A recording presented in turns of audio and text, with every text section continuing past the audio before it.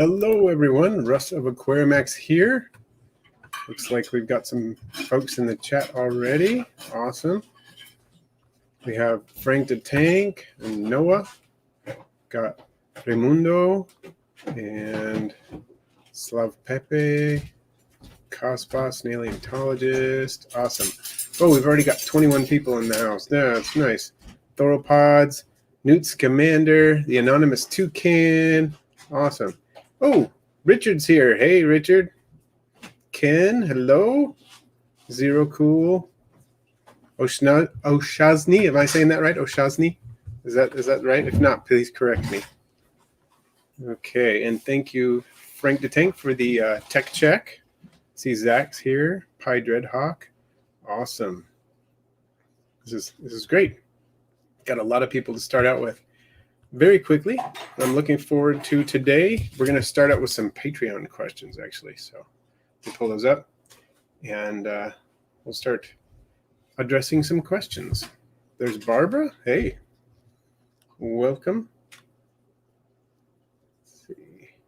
J-Man's in the stream. Vince's Outdoor Adventures, too. All right. Podfather's in the house. Oh, thank you, Richard. $5 super chat saying congrats on 40K. Thank you. I'm pretty excited about it.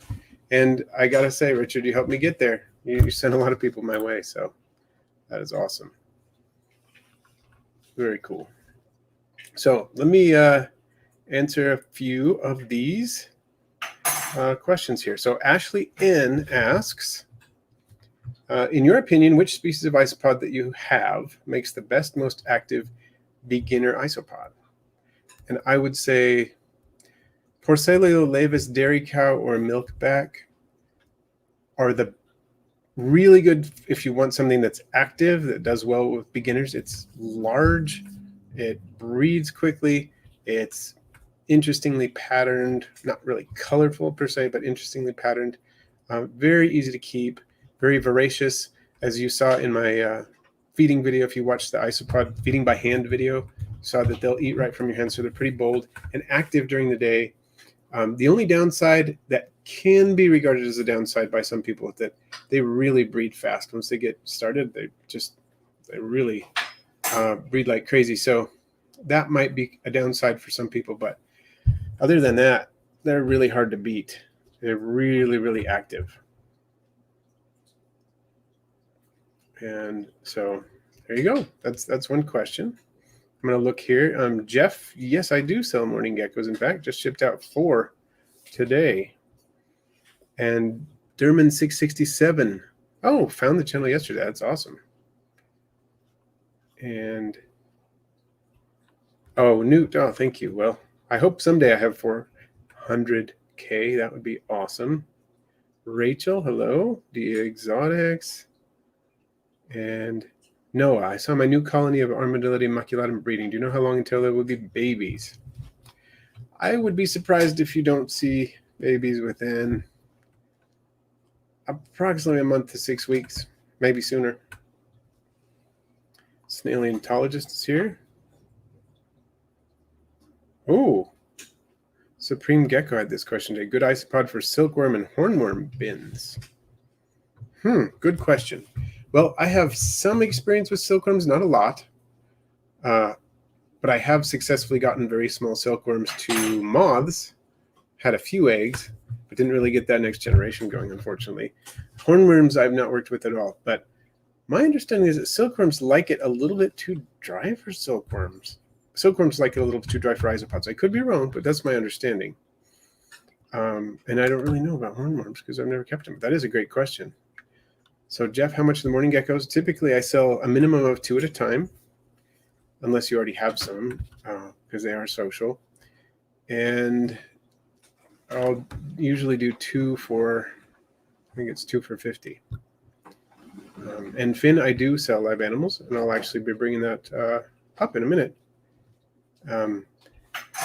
Can you use like 4 inches of oatmeal substrate for Eleodes? Probably some species. I have never kept them on that substrate, but I imagine they would do pretty well on it with, supplementation of vegetable matter, of course, for for hydration, just because they're so similar to, not in some respects, but in their husbandry, they're pretty similar to mealworm and superworms.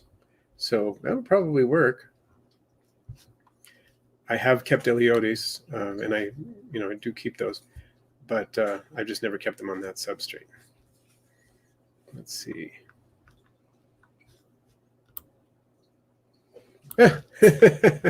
Wally, same look on your face when you heard that question. Okay, so let's do another Patreon question. This is from Sandy Sizemore. I love this question. Sandy says, I've been wondering about isopod poo. That's just a lovely question just by itself. You can sit and ponder that question for a moment. I mean, that's a statement first and then a question. Do the monki eat it? Well, it's likely that they do, just because isopods will eat their own frass.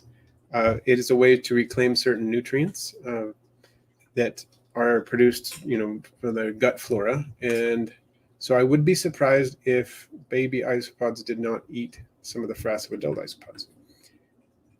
So I would say probably yes. Does it have a smell? I currently have a weird smell in my pod bins. This is interesting. To me, I'm not concerned if my isopod bins smell like dirt, like garden soil. That sort of loamy, earthy, humusy garden soil smell. If it smells like something else, I might be a little concerned.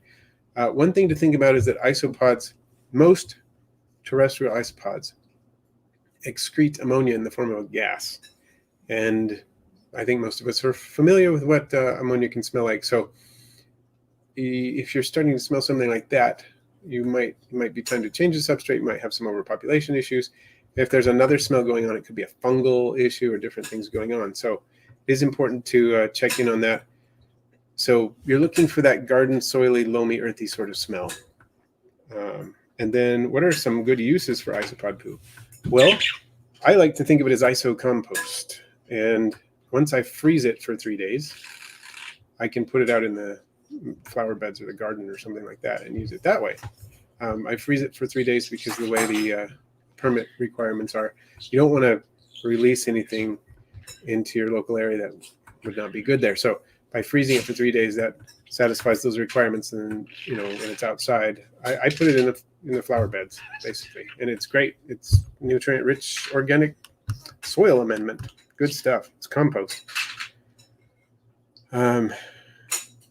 Okay, let's see. Looking back at the chat now. See what I can catch up.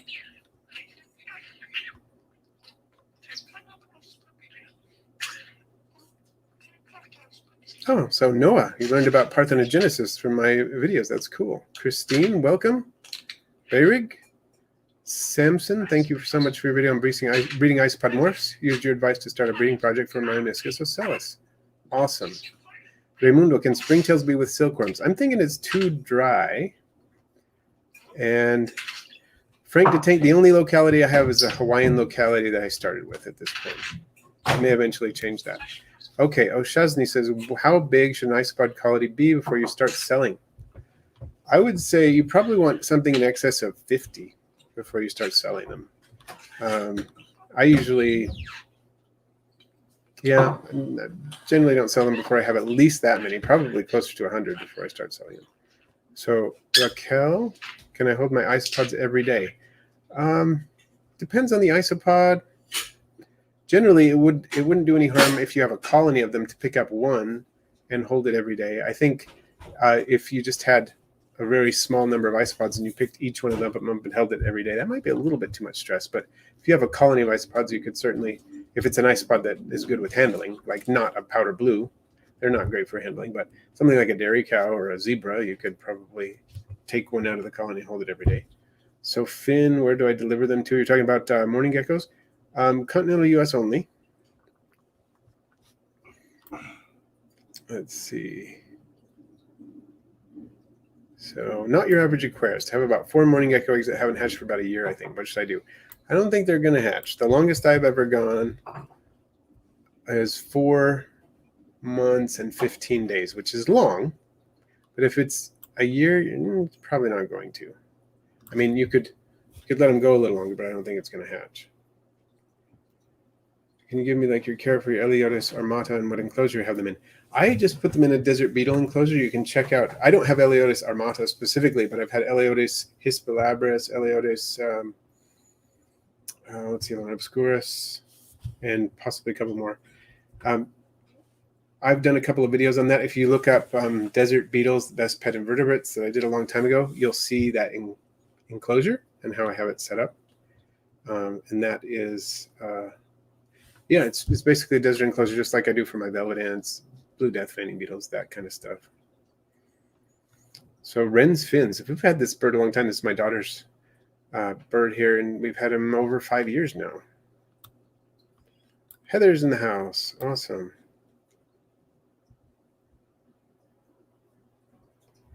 Let's see. Catching up. Theropod Hunter joined an invertebrate conservation program today. That's awesome. Crystal's here. Excellent. Yeah, smells like petrichor or forest floor. That's the kind of what I'm looking for. Jared, hello.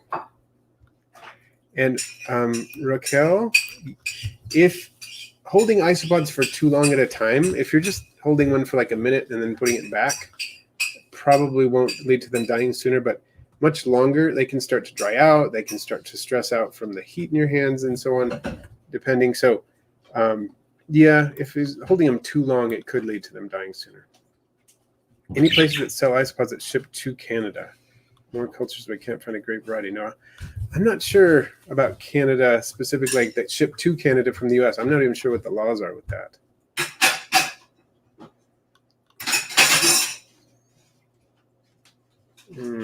Okay.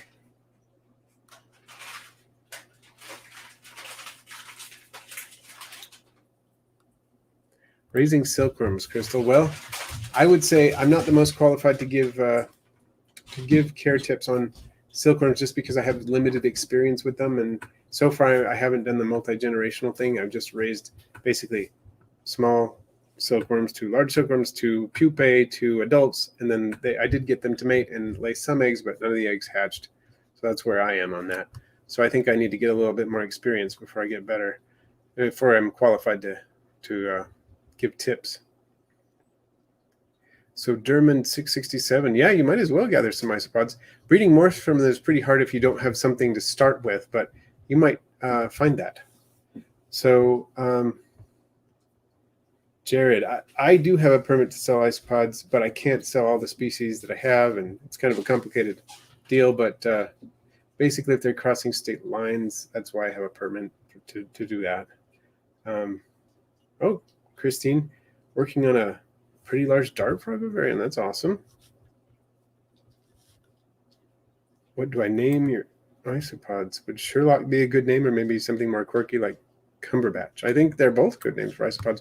I generally don't name my isopods because I have literally thousands of them, and it would be very hard to distinguish individuals in many cases. So I haven't named them, but I think those are good names. So Bren Stack, are rubber ducky isopods as good as they say, or all hype? Totally depends on your opinion. It's just a matter of opinion.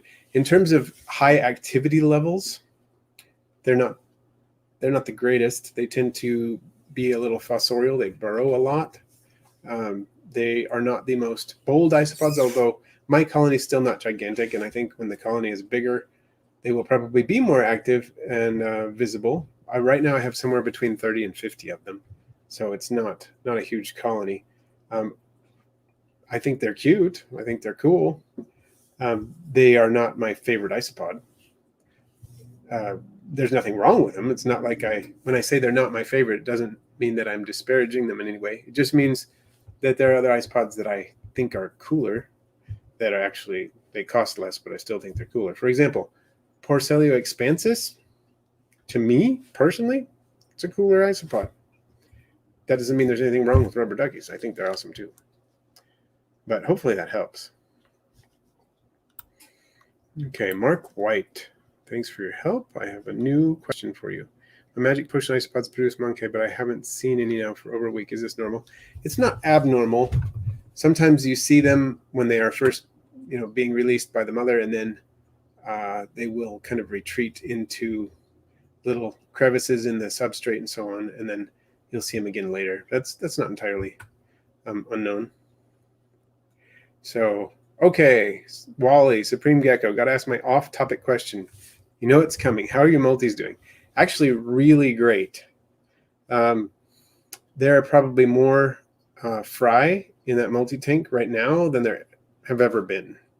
So probably somewhere around, well, I should check again before I give you a number because there are probably more now. But last time I counted around 20 really small fry, and then quite a few in other age groups. So there are young juveniles too that I'm not counting. But as far as small fry, there were like 20 in there. They're doing really well. The tank itself, I'm trying to get rid of duckweed, so I'm keeping it fairly dark. Get rid of the duckweed. And vacuuming off the duckweed when I have a chance to do it, and that is helping. It's no longer a thick carpet of duckweed on the top, and I'm hoping to introduce some guppy grass or something in there once I get rid of the duckweed completely. But yeah, they're doing great. I haven't even been hatching all that many brine shrimp lately. I've mostly been giving them microworms and flakes and pellets and whatnot. Doing totally awesome. Best plants for egg feeder dart frogs. I don't even have any egg feeder dart frogs, so I'm not sure. So Heather Jensen, I just use a small heat lamp with a basking light because I figure it's kind of like the desert sun. So I'll use a basking light of some type, and it's varied on what types I've used. But yeah, I just use a light and I turn it off at night because in the desert, it cools off quite a bit. So that's what I do. Ashley Ann, welcome. Hopefully you heard my answer to your question earlier on in the stream. If not, let me know. I'm happy to talk about it again, or if you want to rewatch the replay, that's fine too. Yeah, this is a really good stream. We're getting a lot of people in here, Frank. So Heather, did you ever get monkey from your Dubrovnik Reds? My adults have gotten larger, but I haven't seen any babies. Last time I checked, I didn't see any babies, and that I wasn't digging around in there too much, so I'm not sure. But I checked probably 2 weeks ago, and I didn't see any. But that doesn't mean they're not there for sure. But we'll see. All right. I'm going to answer another question. This is another one from Oshazny. It says, how long are the stages of an isopod's life cycle? Do any isopods live longer than others? Both questions I can answer with it varies, because some of the dwarf isopods will mature very quickly. Some of the other larger isopods will mature quickly as far as that goes. For example, the dwarf whites are adults and producing babies within 3 months. There are other species of isopod that don't mature for a year or more. Some of the larger Porcellio isopods won't reproduce until they're a year or so old. Other species will reproduce when they're much younger. For example, Porcellio expansus will reproduce when it's quite small, maybe a third or so of the adult maximum size. And a lot of isopods are like that. But some, like Porcellio ornatus, usually wait till they're a bit bigger, that they're nearly adult size before they do. The longest lived known isopod that's really in the hobby that I know of is Armadillo officinalis. And that one can live at least 9 years, which is kind of crazy. There are others that can live, most hobby isopods, you're probably looking at 2 or 3 years, but there's a lot of variation in that because some individuals will die after a year, some maybe 8 months, some will live, closer to 3 years. So there's a lot of variation in individuals within a species as well as a species. So generalizations are kind of tricky. It is a great question. It's just hard to answer with a solid one-size-fits-all sort of answer. However, I hope that helps. There are probably, in Oren McMonagle's book, he talks about how some of the larger, like the deep sea isopods, some of them probably live decades. We have some that are documented to have lived well over a year without actually having eaten that entire time. So you can imagine they probably live a fair bit of time if they can go an entire year without eating. So something to think about. Stabby McStabwood. Are there any beneficial predators that would target flower mites? They seem to have gotten in my living soil stockpile. They seem to feast on the tender roots of seedlings. Well, one thing you can do is outcompete them to some extent with Springtails. There are also beneficial soil mites, predatory mites that will eat grain mites, and you can get those from a lot of the garden centers. So that might not be a bad solution in your case, since you're doing a living soil stockpiter and there are seedlings and things like that. You might want to look into some of the predatory mites. There's a species that's like Strathiolalops simitus, something like that. Probably slaughtered that because I am not looking at it right now, but something like that is a mite predator that they sell. I'm also have done some research into a rove beetle called Dalotia coriaria that eats fungus gnat larvae, and it eats fungus gnats, but it's also supposed to eat mites, I think, as well. So that's something to think about as well. Let's see. Cool. So Raquel, do springtails come in different colors? Definitely, yes. I personally have had kind of slightly reddish springtails, slightly pinkish springtails, white springtails, sort of silvery springtails, gray springtails, kind of a tannish springtail. And I have seen sort of a silver gray springtail that's called blue. I know people are culturing red ones and orange ones, and there's even a species of bioluminescent springtail. There are springtails with stripes. So yes, springtails come in all sorts of colors. What's my favorite breed of isopod? It's just hard to say because I have so many favorites. If you're looking at Porcellio, the Mediterranean Porcellio, it might be Porcellia expansus, maybe. If you're looking at Armadillidium, there's too many to choose from. But there really are too many to choose from. It's useless for me to try to say it, I guess, because I'll just get lost talking about all the isopods that I love, and there'll be too many. Let's see. So Barbara, I do sell Hawaiian mourning geckos. The thing about Hawaiian mourning geckos is that there's more than one clone from Hawaii, different patterns and whatnot. The ones that I have don't look exactly like the Hawaiian mourning geckos that I saw when I lived there, but they look pretty similar. But I'm not sure if they're the same clone or not. It's kind of hard to say. Welcome, Rebelicious, watching from Florida. Awesome. Oh, Christine, yeah, we can probably set that up. The best way, if you want to get some mourning geckos from me, is just send me an email, and I can put you on a waiting list. Generally, what I try to do is if you're on the waiting list and I have some available, I will send an email out to you and give you a few days to respond. And if you respond, we set it up. And if somebody doesn't respond, then I move on to the next person on the list. I have just sold off 4 of mine, and I think I have 2 young mourning geckos available. Well, they're hatchlings, so I want to give them a little time. But once they've grown up a little bit, a few weeks, they'll be ready. And I don't think there's anybody on the waiting list that I've heard back from. Maybe I'll double check. Eileen O'Donnell. There is a question here of an isopod culture which will become infested with my dwarf whites. Is the best thing now just to rehome the isopods the enclosure is meant for? A couple of things you can do with that. What species of isopod are in there? I have done similar things. I had it was a millipede culture. It was what am I thinking? It was bumblebee millipedes, and I got dwarf whites in it. So what I did was I just took all the millipedes out and put them in a new enclosure with new substrate. And I was able to eliminate the dwarf whites that way. So that's not a bad way to do it. You just have to be super careful. And really tiny monkey are super hard to distinguish sometimes from the dwarf whites, as I'm sure you are aware. So there's that. If you have a species that's cold tolerant, one thing that Oren McMonigal mentions in his book is that you can put them in the fridge. The dwarf whites will not survive an overnight stay in the fridge. Most other isopods will. If it's a particularly cold tolerant species, it's not recommended, but most of the species in the hobby can do that. If it's rubber duckies, I definitely wouldn't do that. But if it's like Porcellia laevis, yeah, you could do that. Probably work. Okay, the vivarium will be housing powder blues. Okay, the vivarium with the mourning geckos. it's probably not a bad pairing. I would let the isopods really get going and be breeding before you put the morning geckos in there, because they will hunt down isopods, and they're not bad at it either. So even larger isopods, they'll hunt down the monkai. So something to think about there.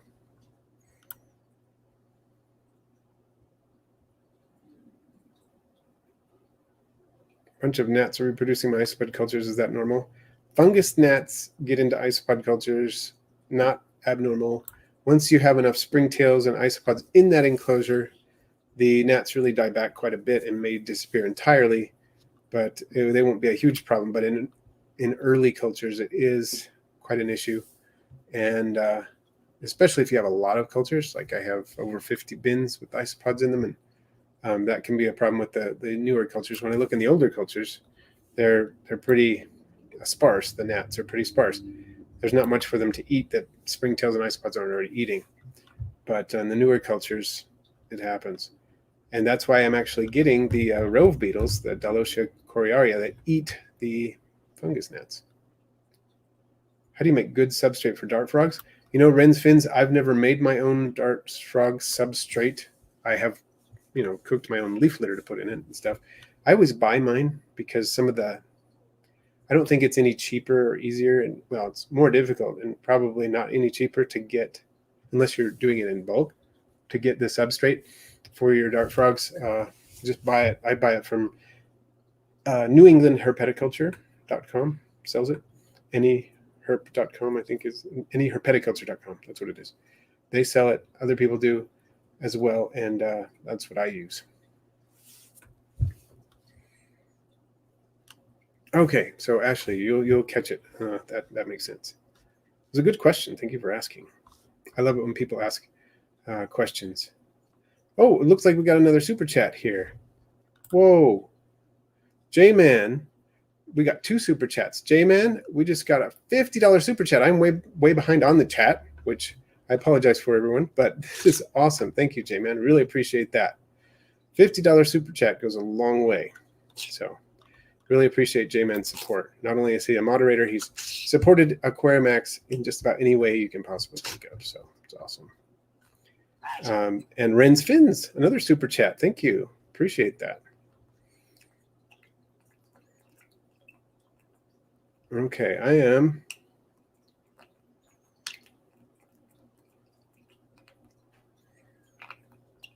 trying to catch up with the chat. There's a lot of chat here. That's good. Okay, Mark Molberg, you're probably going to be fine with your dairy cows. They're some of the most prolific of the larger isopods that you can possibly get. So I don't think you're going to have any problems with 7 unless you have the bad luck to have gotten all males, which is fairly unlikely. So if in a month or two, if you have the dairy cows are anywhere, over a third the size, if they're at least a third the size of the adults and you don't find babies within 2 months, you might have a problem. It means you got all males. Otherwise, you're probably good to go. So, and Ashley N, yes, I have predatory mites in some of my enclosures too. I have found they do make a bit of a dent in the springtail enclosures, the springtail colonies. They don't eliminate them usually, but they do reduce them a bit. So that is a little bit of a thing. So Stabby McStab, we already have robe beetles and Hypoapsis miles. Okay. Interesting. So you got some other, are those other types of predatory mites you're looking at too? Cool. Let's see. Lavender colored springtail. That's awesome. Theropod Hunter, you got Armadillidium werneri. Those are really cool isopods. Love those. And I love the globular springtails too. I don't have any, but they're cool. Okay, Barbara, you want to be on the list for morning geckos as well? Okay. Go ahead and email me then, and we'll get it set up. I think Christine and Barbara both email me, and I know I'm going to have more. Usually in the spring, the winter kind of slows down the morning gecko production, but in the spring they just kind of pick up. I've always got eggs in there all the time, so I'll have some fairly soon. I usually want to give them at least a couple of weeks of eating. I want to see that they're growing and doing well. Then I can ship them out.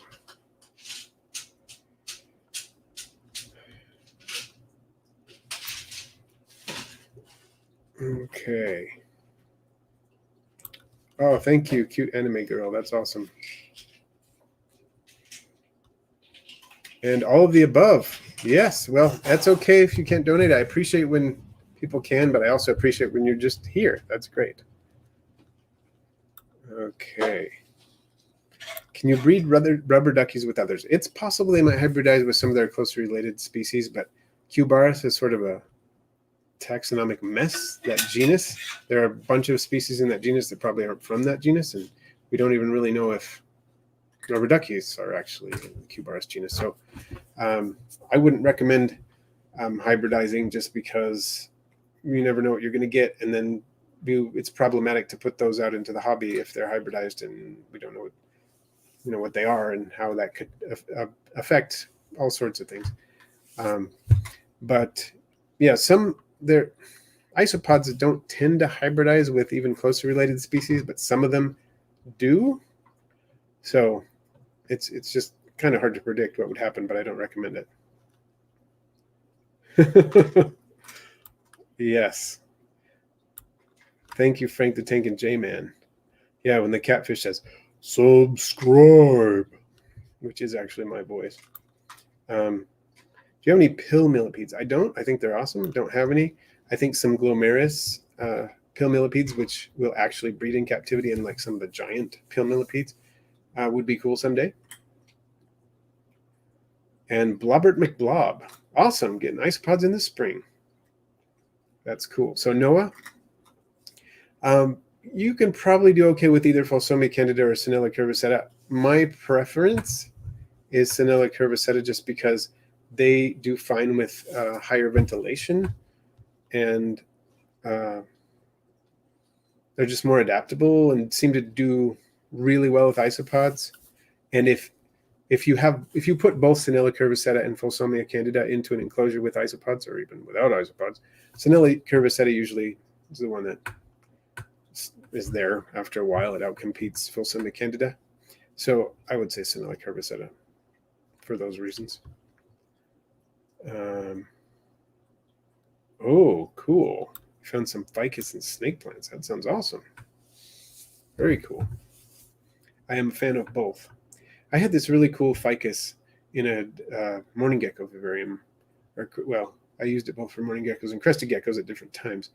It was made to be kind of a bonsai, and I loved it a lot. I ended up adopting out the baby crested gecko. It was our second parthenogenic crested gecko, and adopted it to my daughter's friend, and she still has it, and so we can communicate if she has any issues or whatever. And I kind of missed that plant. It was cool. Cute anime girl. I'm getting a fire-banded millipede. They go all right with giant Africans and isopods. Most millipedes seem to do fine together with other millipedes. That's an overgeneralization, but if you're not breeding them, you can often keep different species together. If you're breeding them, you're going to have better success if you keep them separately. But the controversy that arises with isopods and with millipedes, I don't do it myself. Some people do it with success. Some people do it totally fine.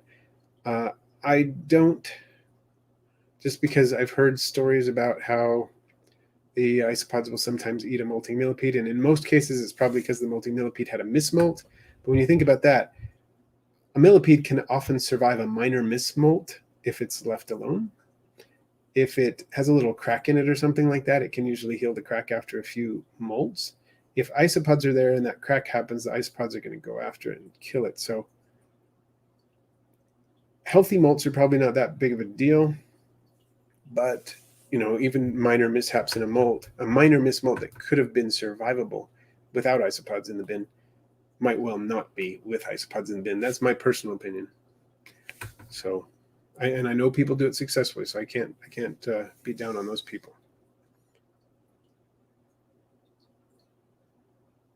Frog hoppers, cool.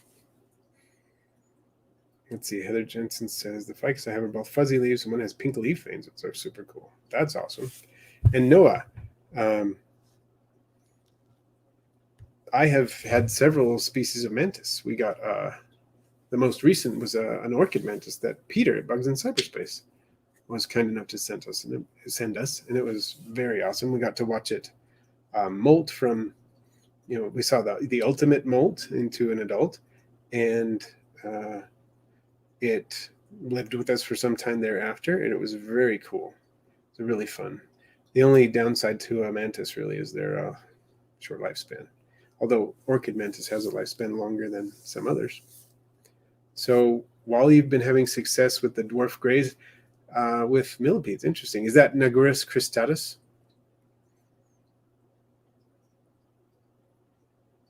And do I have a Pac-Man frog? I don't.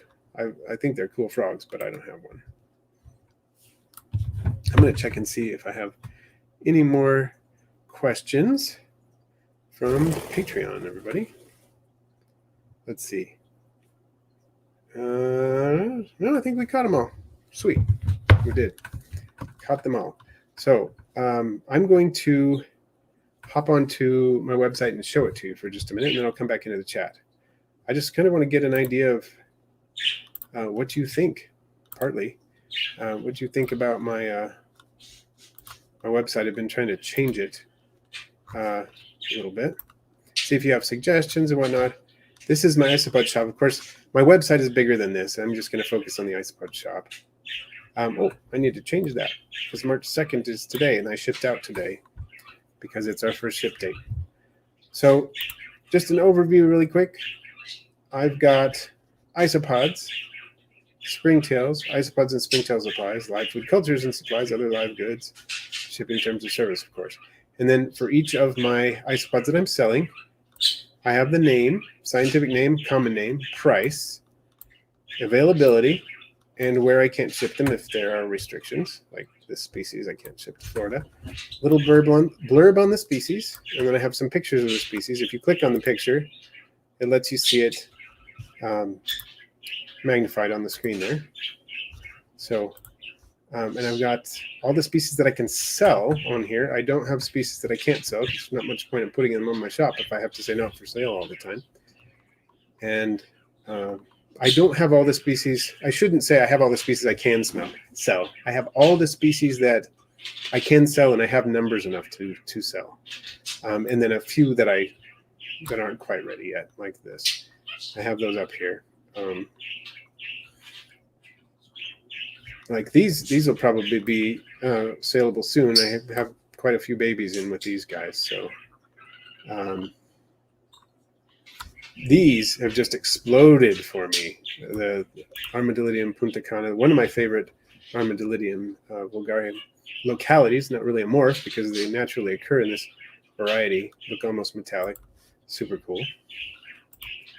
So I'm going to stop the share for now and go back to the chat. Let's see. How many breeds of isopods do I have? I'm not sure how many species. I have something like 40 plus different types, and that includes morphs. Something like 40 plus. I haven't counted for a little while, so probably at least, I don't know, at least 20 species or something like that.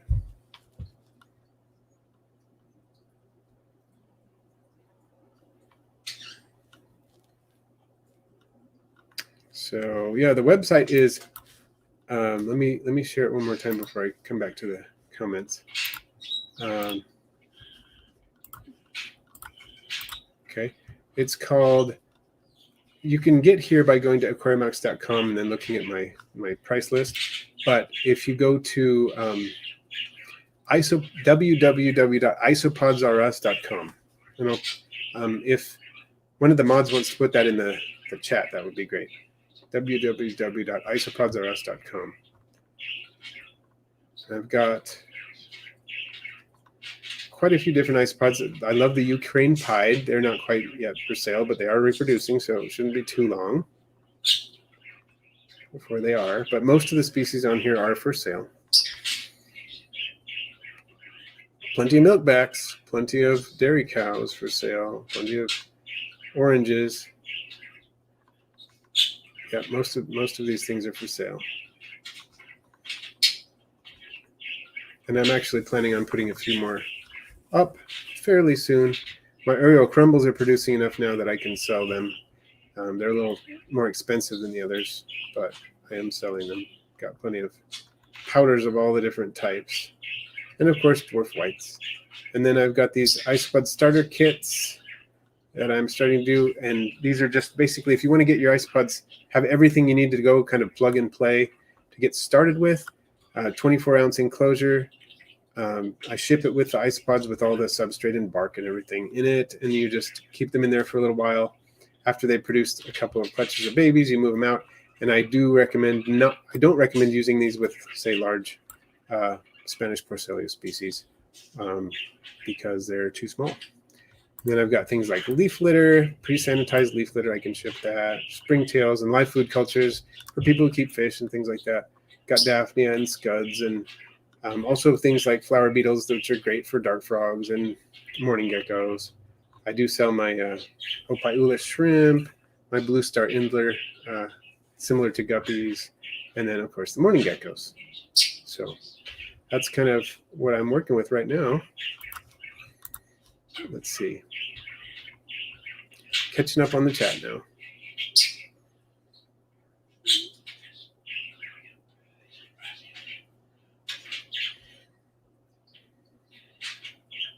So Insane Isopods lost your fishing spider to Isopods 2 weeks ago. Was it after a molt?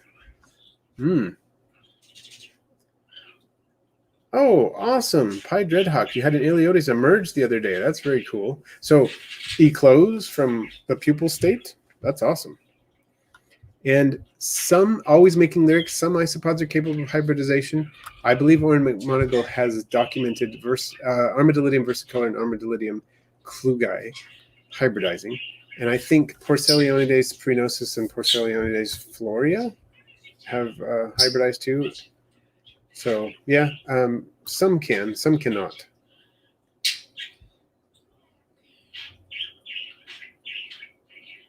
And Ashley, thank you.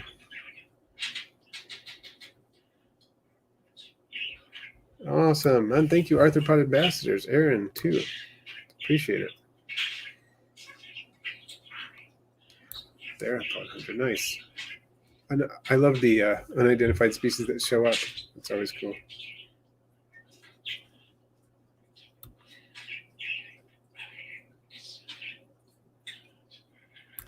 Well, Christine, I think there's some arbitrariness to that why there's certain things you can't get different places. There's some arbitrariness connected with that. Some of it is just where they think things have a possibility of establishing themselves. But there are naturally occurring locusts here in the U.S., so why we can't get some of those, I'm not sure. Now, introducing a species that is not native here, I can see that could be a problem. So Noah, good question. Baking leaves in wood, getting rid of pesticides or no? Some pesticides are probably sensitive to the heat and others may not be. So I always, I don't spray my trees, don't spray my grass, anything like that. So I know I'm pretty safe, but yeah, that could be a concern. I don't know enough about all the different pesticides and whether or not they're heat stable to answer that question, to be honest. And Insane Isopods. Awesome. So Insane Isopods, just to clarify, when you're asking about the permits, I can ship to you without you having a permit because I have one to ship. There are different types of permits, but if you don't need a permit for me to ship you isopods, I have a permit to ship, if that makes sense. If there were a type of isopod I didn't have a permit to ship and you had a permit for that, I think I could ship it to you. But if you're just looking for the types of isopods that I already sell on my website, you absolutely don't need a permit to get those. Let's see. And Pepe Rondo, well, thank you for coming by. Appreciate that. Let's see. Oh, feather millipedes, theropod hunter. That would be really cool. A carboniferous era-themed terrarium with feather millipedes. My son and I have been talking about a carboniferous, really large planted vivarium for years and years. Really big one. And try to put species in there that make it look really primordial. And you're welcome, always making lyrics. Oh, Durman 667, Springtails.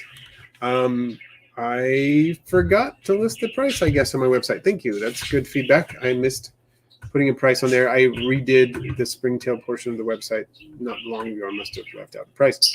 $5 for a 2-ounce daily cup with a small starter culture. It's not.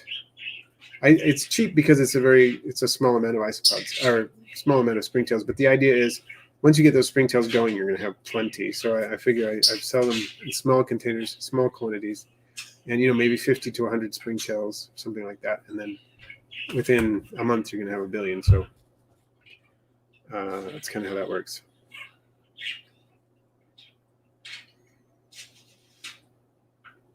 Yeah, there's some really tiny isopods out there. Frank the Tank, some really picopods out there.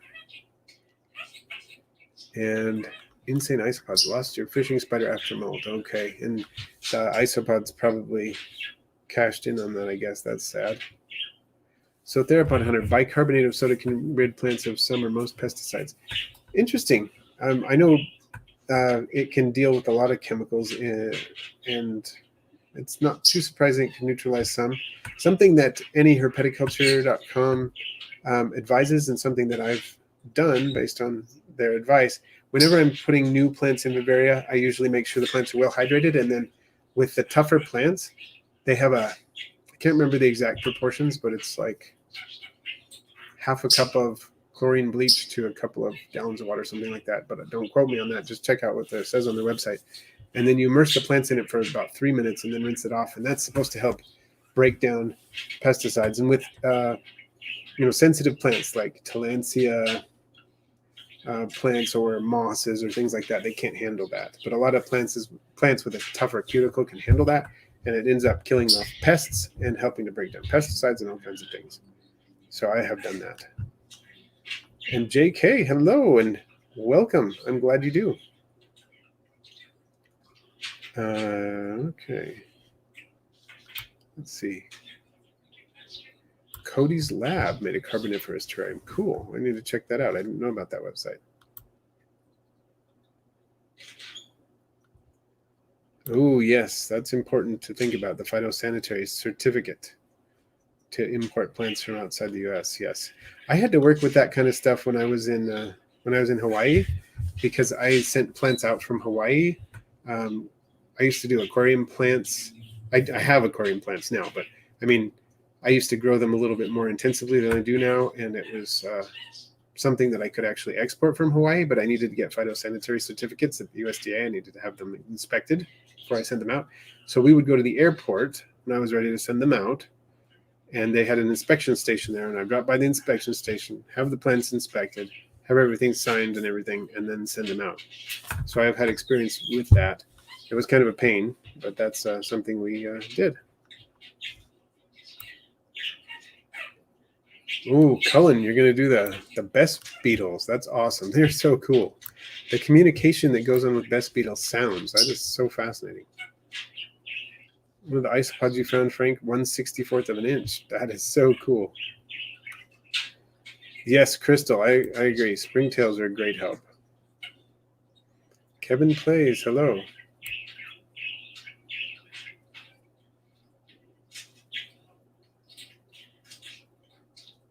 Oh, okay. Well, cute anime girl. You can use PayPal across countries, but I don't think I can send anything to UK, unfortunately. I do appreciate the effort, though. But I don't think there's anything I can actually send there, because even non-living things, probably the fees you'd end up having to pay for even non-living things would probably make it not worth it, which is sad, but I do appreciate your effort.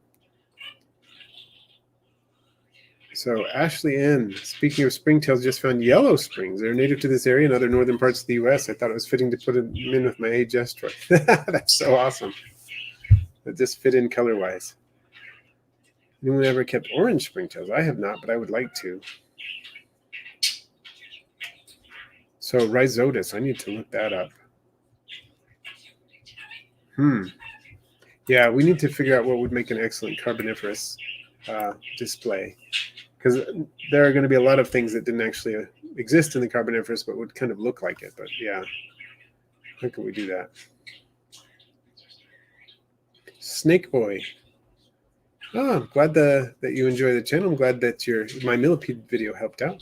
Scarlets and bumblebees, very cool. Good start.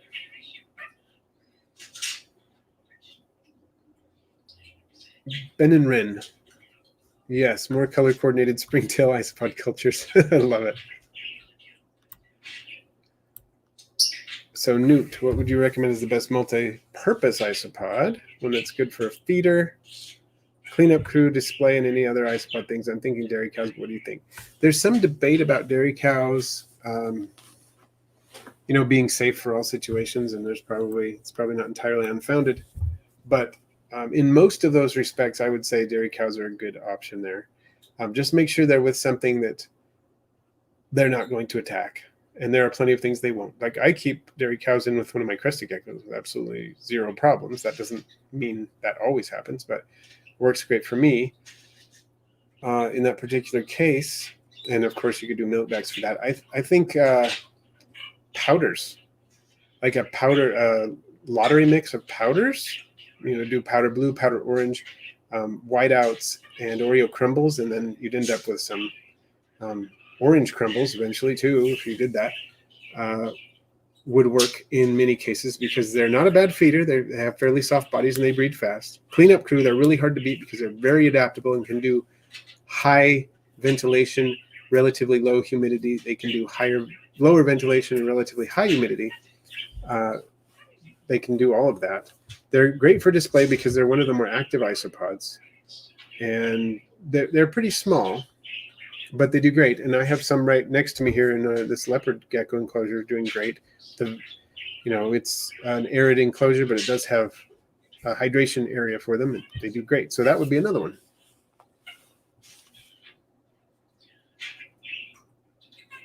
A green springtail. I have heard of those.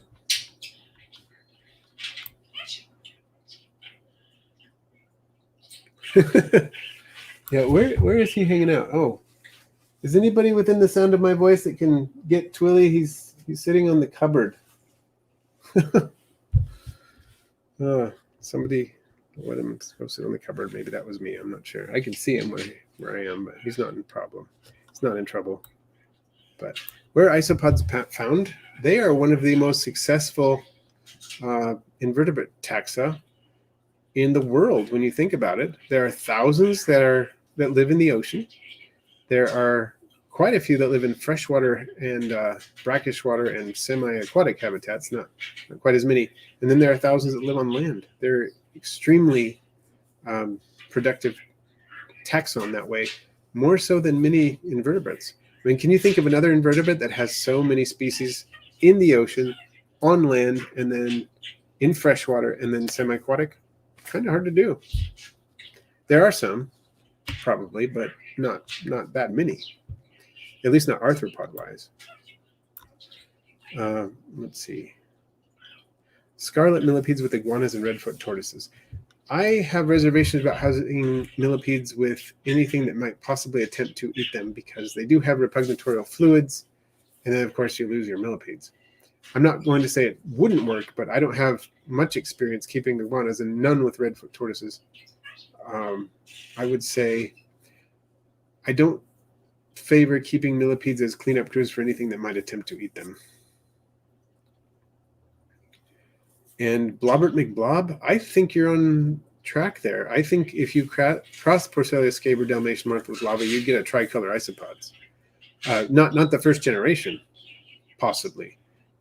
Not sure, because I'm not sure how their genetics would interact for sure, but if Porcellus-scaber lava is actually co-dominant, you might actually get a tricolor in the first generation. It just might be a low expression lava. Well, no, because it's confusing. You have to think about that. I think you wouldn't get any Dalmatians the first generation. The second generation, you might get tricolors, which would be pretty cool. It'd be worth trying. I mean, they should be able to cross. And I think people are working on that kind of thing right now. And Frank the Tank, dairy cow nibbling on the end of the tail when it's about to shed. That kind of makes sense. Do dairy cows attack each other? Found one of mine dead today. It was only in another tank with other dairy cows. May have died from other reasons. Generally, they don't attack each other very often, but if one gets injured while it's molting, for example, they will go after it, and they will eat dead ones. So it could, yeah, definitely be natural causes. Green stink bugs. I see those here. We got the green stink bugs. Yeah, if you only lose one, it's usually just an old age thing. Well, thank you, Wally, for joining in.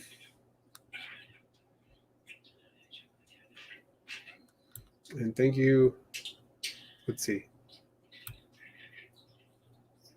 Insane isopods. Would set a timer for 40 minutes from when the oven hits 250 degrees and not 45 minutes from when you put them in the oven. I did 40 minutes from when I put it in. Got pink springtails. Yeah, that is something to think about. You need to take into account the temperature at which time you put the wood in the oven, because wood is a good insulator, and if there are lots of cracks and crevices in that wood, especially if it's damp, you put it in the oven and it's not there long enough, you can get bugs that have been well insulated down in those cracks and it's still damp inside. It's not so bad with leaves because the leaves don't insulate nearly as well. It's not so bad even with substrate, but a piece of wood, you generally have to cook it longer. And thank you, Barbara, for joining in. So Mr. and Mrs. Morelia, I know that Roach Crossing has some different varieties of springtails with like banded patterns and stuff like that. So he's got blues, like the Tomoceros blue, or is it Codura? I don't remember the genus right now. But he's got some colors. So roachcrossing.com. He's got some colorful springtails. Oh, Arthroplura, which is like the large millipede-like creature that became extinct many hundreds of millions of years ago. I wonder if it did have a smelly defense mechanism of repugnatorial fluid. It kind of makes sense, but I don't know. Hard to say. So Blobbert, yeah, you might well try it. I'm guessing that by the time you try it, someone will have fixed a strain that has all those colors in it, but I'm not sure. I was thinking of trying piebald with lava at some point too. I think that I would do that in preference to the Dalmatian because I think you might get a cleaner pattern, but I don't know. Oh, pom-pom crabs are so cool. That's cool, Crystal.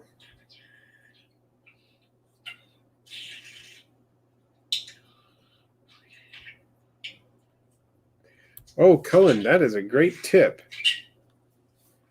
You can get, that is a lot cheaper.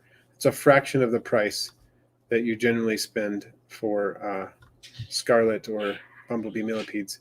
I'm assuming they're wild caught, but at the same time, neither scarlets nor bumblebees are native here in the U.S., so I don't feel bad about those being collected in the wild. The bumblebees are native to Jamaica, and I think a few other places around Jamaica, and scarlets are native to Asia, so collecting them here in the wild, not a problem. And that's a good tip. That is pretty cool. So, arthropod ambassadors. Had to depend on my partner saying no to a new animal today. There's a Cuban false chameleon at a pet store. I wanted it so bad. Oh, I can't blame you there. Those are really intriguing lizards, those false chameleons. There's just something about them.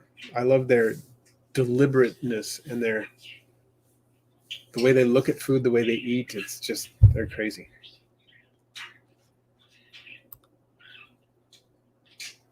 And you're welcome, Jared. Thank you for joining in. Oh, is this the Arthroplura t-shirt, Heather? That's awesome. So cool. You know what's funny?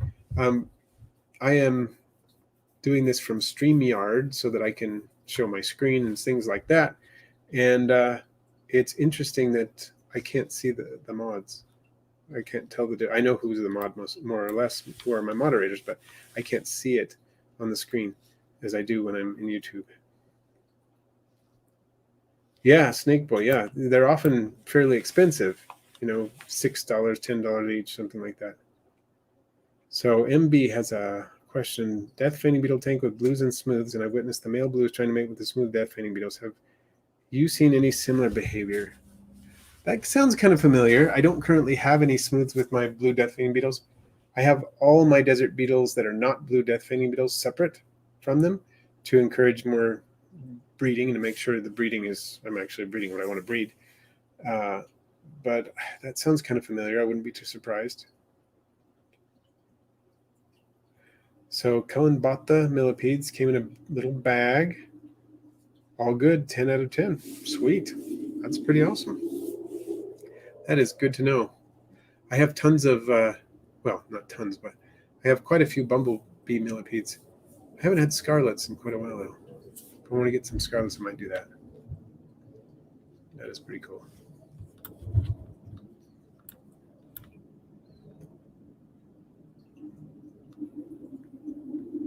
So we are getting close. I guess we're at the hour mark now. So if there's anything anybody else wants to ask, I will try to cover a few more things, and then I got to go and make some more videos and stuff like that. So let's see. Newt said, I once witnessed one of my blue death feigning beetles trying to mate with a rock, so I wouldn't be too surprised by that. It's not very discriminating, I guess. So, yep, that does confirm the possibility, doesn't it, Newt? That they will mate with other beetles if they'll mate with something that's not actually a beetle. So, Heather, can you ship your peds or no? So far, I have determined definitively that I can ship Hiltonius pulchris. I talked to one of the folks over at APHIS who has helped me a lot, and he said that Hiltonius pulchris is not regulated in the U.S., so I can ship that. I don't really know about my other ones, but I can ship that species, and that species is breeding for me. Right now, I'm in a cycle where I mostly have older juveniles, no adults right now, but so once those start reproducing, then I'll be selling some of those again. But the generation of adults I received has died off, but a lot of their babies are maturing. So has there ever been any crosses between Dalmatian and Piebaldscapers? I'm curious to know if they're separate genes or alleles. Pretty sure they are separate. Well, we know they're separate alleles. Whether they're separate genes or not, I guess I don't know. But I would be surprised if there hasn't been that going on, at least in lottery mixes. But good question. I don't really know a lot about that. I've had Dalmatians for a long time and had piebalds show up spontaneously in my other cultures. So just my wild type cultures, and I've started putting those in my lottery mixes. So we'll see if I ever get something like that. That would be cool. So MB, wonder if hybridization between the blues and smooths would be possible, but with how hard regular death feigning beetles are to breed, it would probably be impossible to get to that point. Well, they're not so hard anymore. More and more people are breeding them now, and that's exciting. I would definitely say let's not cross them, just for keeping the lines pure and everything. But who knows? So Raquel, what are the best isopods for beginners? I'm going to give you my 5, at least 5 that I think of. Often people ask me this. Porcelia laevis, dairy cow or milkback, same species, different morph. Porcelionides prenosis, any of the color varieties or all of the color varieties. Armadillidium bulgari, there are lots of morphs that you can get there. Armadillidium maculatum, the zebra isopod. And what was the other one I was going to say? Probably Porcelioscaper. Lots of different morphs there too. So those are some options. Hopefully that helps. So just the common pill bug and the common sow bug are 2 of those. And then you got the powder blue and all the color varieties. Porcelia laevis, the smooth sow bug, and then the zebra.